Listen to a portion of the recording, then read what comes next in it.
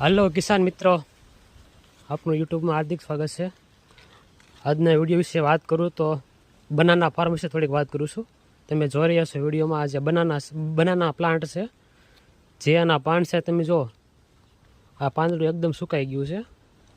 શેના કારણે સુકાઈ ગયું છે એના વિશે તમને થોડીક માહિતી આપું છું। જે આ પાન છે તે સીગા ટોકા રોગ આવે છે, જેનાથી પાંદડા છે ને એકદમ સુકાઈ જાય છે। ફંગસના કારણે પણ આ પાંદડા વધારે સુકાઈ જાય છે। તો મિત્રો આની પૂરતી કાળજી લેવી પડે છે। એના માટે દવાનો સ્પ્રે કરવો પડે છે, જે માર્કેટમાં એગ્રોમાંથી તમને મળી રહેશે। જો તમે આ વિડીયોમાં જો આ અનેક પ્રકારના પાંદડાઓ છે તે એકદમ સીગા ટોકા રોગના કારણે સુકાઈ જાય છે, જેમાં ફંગસને લીધે પણ આ રીતે તમને એનો વિકાસ છે પૂરતો થતો નથી, અટકી જાય છે।